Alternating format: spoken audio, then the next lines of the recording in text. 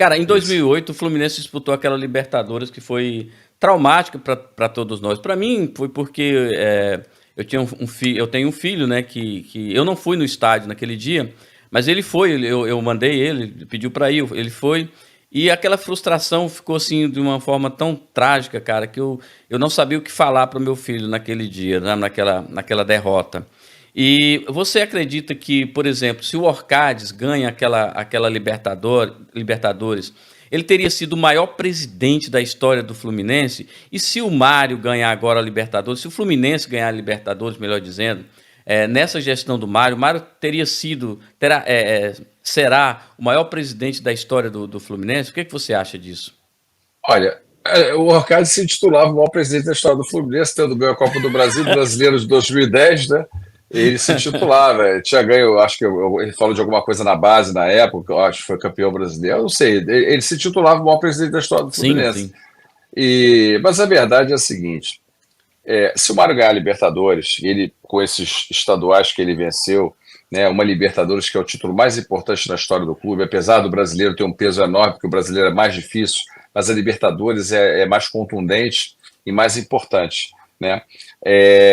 Eu acredito realmente que ele para mim, como nome, você tira aí o Davi Fischer, o Manuel Schwartz e o Horta, que muitos até não gostam, mas eu acho que foi um grande presidente, fez a máquina, né, criou a máquina, depois desfez, mas esses três para mim estavam na frente dele, né, na meu ver. Lógico que o presidente, o maior presidente da história, não é só títulos, mas títulos eles encabeçam isso. Um presidente vitorioso, ele faz com que ele seja o grande presidente da Sim. história do clube, porque é um cara vencedor. Você imagina se ele ganha o Libertadores, ganha ano que vem o Carioca, um Tricarioca, vamos dizer que ele consiga o Mundial, ou Recopa, né? Isso tudo que ele tem feito vai criar para ele essa rotulação de melhor presidente da história. E ele tem noção disso, ele demonstra uma humildade ali, ele não gosta muito de falar disso, ele fala sempre em trabalho. As falas, pelo menos externas do Mário, elas não são, nesse sentido, soberbas, dizendo que ele é isso ou que ele é aquilo. Ele não se auto-intitula nada, entendeu? Então, mas ele sabe que, no fundo, é que nem eu, se eu estivesse lá e tivesse uma situação dessa, eu saberia que eu estaria entendendo que eu estaria fincado meu nome na galeria dos maiores presidentes do clube. E eu acho que ele vai fincar. Né? Eu acho que um título Tomara. desse vai deixar ele como um dos maiores. É um cara que estruturalmente, financeiramente, está aí fazendo o clube melhor, com chance de pagar grande parte da dívida, porque o Fluminense vai ter grandes receitas, né?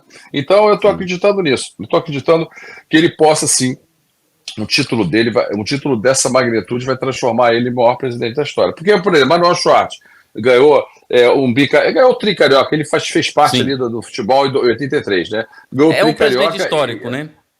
e o brasileiro de 84, ok? Beleza. O Orcade ganhou o brasileiro, ganhou a Copa do Brasil, ganhou o Carioca. Ganhou um Carioca, uma Copa do Brasil e um brasileiro. Também é um presidente, né, que tem uma tradição. O Horta, infelizmente, é aquele cenário, bicampeão carioca, mas perdemos o brasileiro em duas semifinais.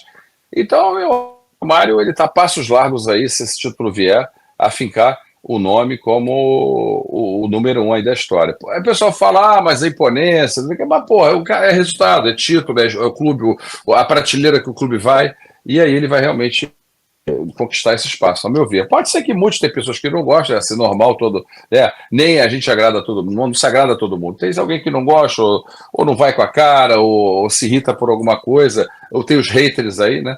Então, a pessoa Sim, pública, sim. a pessoa pública tem que saber conviver com o revés também. Não, a gente não pode só conviver com o pessoal vir elogiar, falar bem de você, enaltecer que você é isso, que você é aquilo, que maravilha. Tem que saber que vai ter alguém que vai ficar incomodado com isso e não vai gostar e às vezes não gosta de bobeira, né? E eu procuro tratar bem todo mundo, até quando a pessoa eventualmente possa não gostar de mim, a gente procura entender o porquê e tenta responder agradavelmente a pessoa também, para tentar entender o porquê, né? Mas também se a pessoa não gostar de jeito nenhum, a gente não pode fazer nada. Então esse é o cenário do Mário. Ele tem que continuar o trabalho dele, fazer o melhor, e que eu acho que ele está fazendo, e quem não gostar, não gostou. Fazer o quê?